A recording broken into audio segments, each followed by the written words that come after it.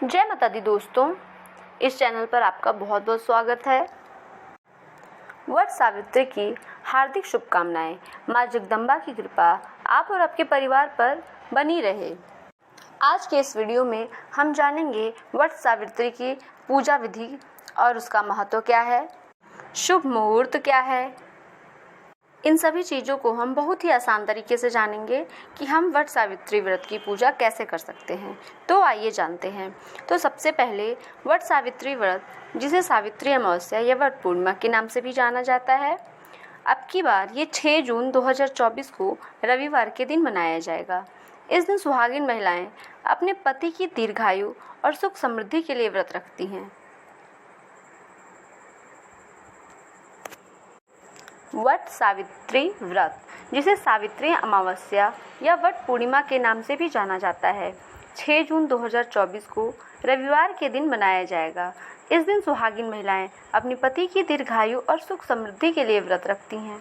इस त्यौहार को लेकर ये मान्यता है कि इस व्रत को रखने से परिवार के लोगों को सौभाग्य का आशीर्वाद मिलता है और वैवाहिक जीवन में खुशियाँ आती हैं। बहुत से लोग ये भी मानते हैं कि इस व्रत का महत्व करवा चौथ के व्रत से जितना होता है या उससे अधिक भी हो सकता है। इस दिन व्रत रखकर सुहागिनें वट वृक्ष की पूजा लंबी आयु, सुख समृद्धि और अखंड सौभाग्य देने के साथ ही हर तरह के कलह और संतापों का नाश करने वाली मानी जाती हैं।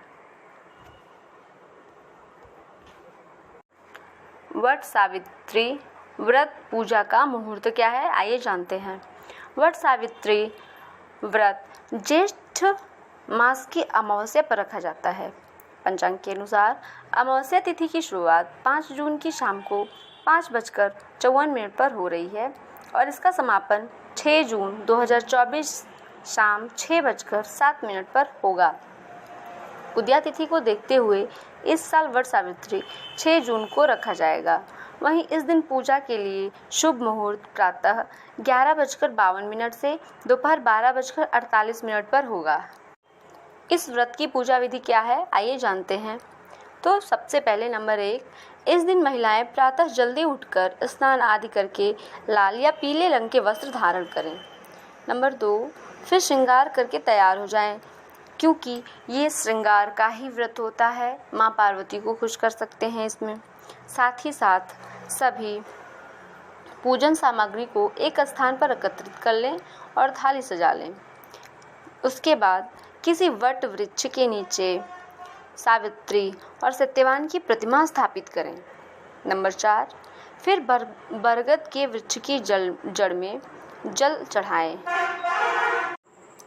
और पुष्प, अक्षत, फूल, भीगा चना, गुड़ व मिठाई भी चढ़ाएं।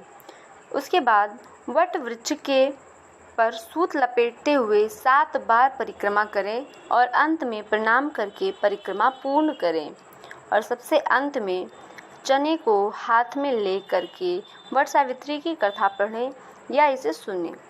इसके बाद पूजा संपन्न होने पर ब्राह्मणों को फल और वस्त्रों को भी दान करें। इतना करने के बाद आइए लास्ट में हम इसका जान लेते हैं कि वट सावित्री व्रत का महत्व क्या होता है। इसको करने से सुहागिनें कौन सा फल प्राप्त कर सकती हैं। तो वट सावित्री व्रत के दिन सुहागिन महिलाएं सुबह उठकर स्नान आदि करके 16 श्रृंगार करती हैं और व्रत का संकल्प ले लेती हैं। मान्यता है कि इस व्रत के दिन विधिवत पूजन करने से महिलाओं को अखंड सौभाग्य का वरदान प्राप्त होता है। पूजा का सामान तैयार करके बरगद के पेड़ के नीचे बैठकर पूजा करती हैं और कथा सुनती हैं। जय